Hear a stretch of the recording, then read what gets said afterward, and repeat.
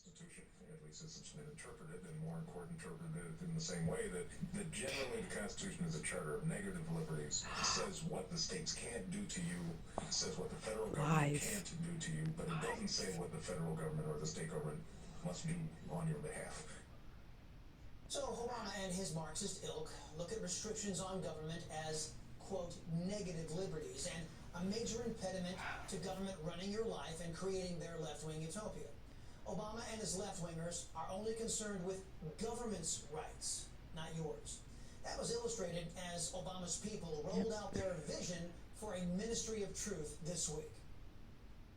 Our Undersecretary for Policy, Rob Silvers, is co-chair with our Principal Deputy General Counsel, Jennifer Gaskell, in leading a just recently constituted misinformation, disinformation governance board. So we're bringing, the goal is to bring the resources of the department together to address this threat.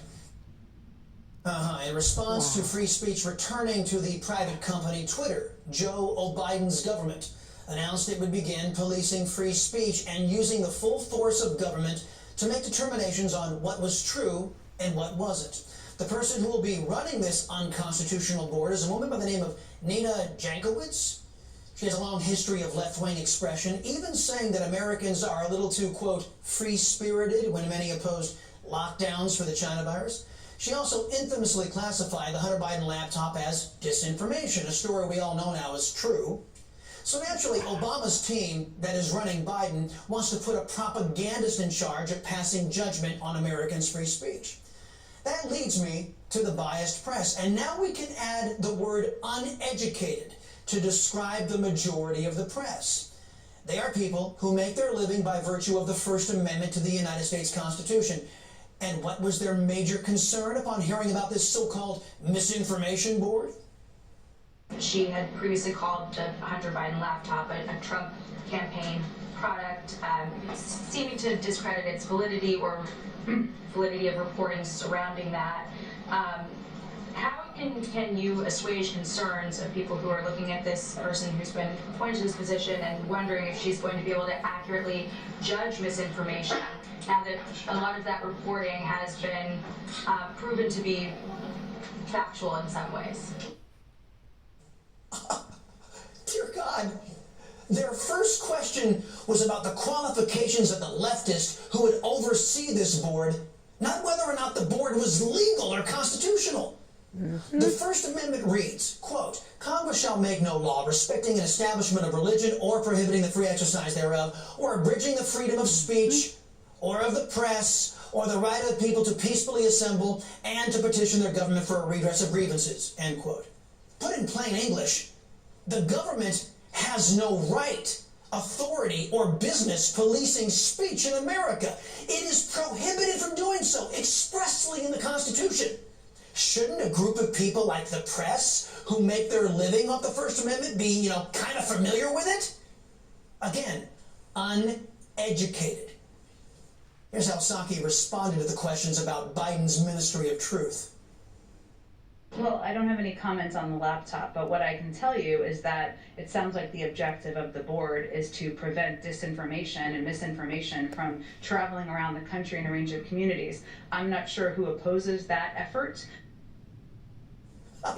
You're not sure who opposes that? Okay. Only those of us who are real Americans, who know the constitutional role of the federal government. That group seems to exclude you and your unconstitutional and corrupt administration, Ms. Psaki. Yep.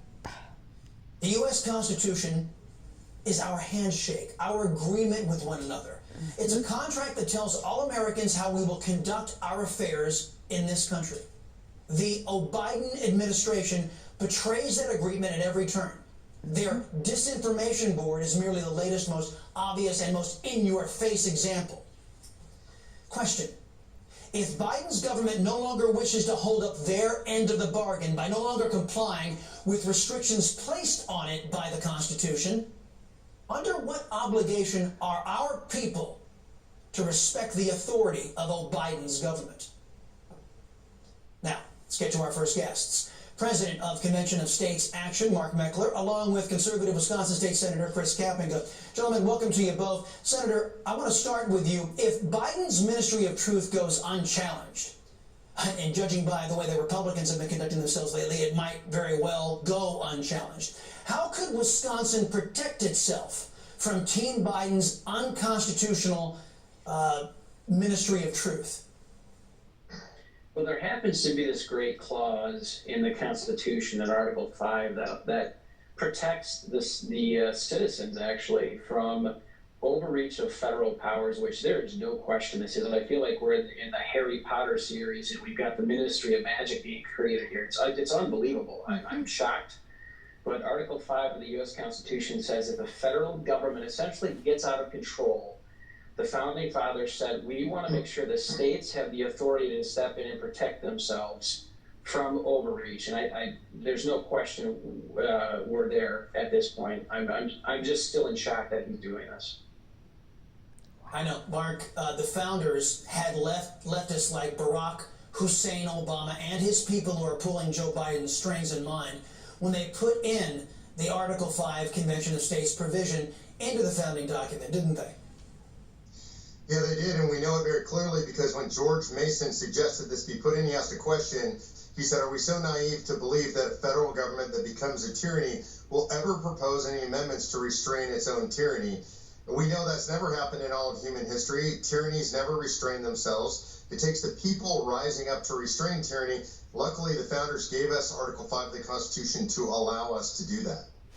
Yes. Senator, as you talk with other state lawmakers around the country, those who are actually arguably closer to we the people and who actually give a damn about what we the people say, do you sense that state lawmakers are eager to rein in the Washington swamp that has clearly grown beyond the consent of the governed? Absolutely. And if you think back to, I think it was in the 80s where we came close on a balanced budget amendment, Article 5 kind of pushed Congress to take some action to actually rein in their spending. But we've got a growing, and Mark knows this very well, a growing concern, again, not only just around the federal budget, but around other issues, the federal powers that continue to usurp state powers under federalism. Federalism, in my mind, has really fallen by the wayside, and states have become so beholden to the federal government because they hold you by the throat with their purse strings. And as you become dependent on the federal government, they just start squeezing it and saying, don't mess with us or we'll squeeze off your programs that you're dependent on. And the states, even I've talked to some other side of the aisle Democrats are saying, this is crazy.